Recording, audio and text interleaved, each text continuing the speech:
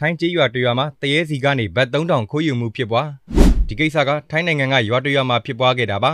ဒီကိကြီးထဲမှာလူတွေကဘလောက်အထိအကျင့်ပြတ်လာကြသလဲဆိုတာသိတာလာပါတယ်အခုကိစ္စဟာဆိုရင်လူကိုယ်တော်မဟုတ်ပဲတရေစီကနေတောင်မှပတ်စံလွတ်ယူခဲ့တဲ့ဖြစ်စဉ်ပါထိုင်းနိုင်ငံဥဒုံဌာနီခရိုင်ကကြေးရွာတရွာမှာဆိုရင်တည်ဆုံတဲ့လူတွေအနေနဲ့နောက်ဘဝမှာအစဉ်ပြေတဲ့ဘဝကိုရရှိစေဖို့အတွက်အကောင့်ထဲကိုပတ်စံတွေနိုင်သလောက်ထည့်ပေးလိုက်လိမ့်ရှိပါတယ်ကျွန်တော်တို့စီမှာဆိုရင်ကတို့ကသဘောမျိုးဖြစ်ပါတယ်အဆိုပါကြေးရွာမှာတကြံအကြနေတုန်းကဆိုင်ကယ်နဲ့ကားနဲ့တိုက်မိပြီးတည်ဆုံသွားခဲ့တဲ့လူငယ်တယောက်ရှိခဲ့ပြီးကျွန်တော်တို့လိုမျိုးတကြံတွင်တည်ဆုံသွားတယ်ဆိုရင်နောက်နှစ်အကူမခံပဲတကြိုရတဲ့ဒလေးရှိခဲ့တာကြောင့်အလောင်းကိုဂူသွင်းတကြိုခဲ့ကြပါတယ်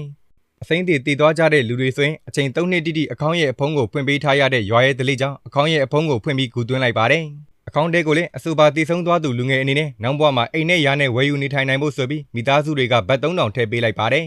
ဒါပေမဲ့ရပိုင်းအတွင်းမှာပဲအဆိုပါတည်ဆုံသူရဲ့ဂူကအဖောက်ခံလိုက်ရပြီးအကောင့်ထဲကဘတ်3000တဲကနေဘတ်20သာကျန်ရစ်ခဲ့ကကျန်တဲ့ပတ်စံတွေအကုန်လုံးခိုးယူခံလိုက်ရပါတယ်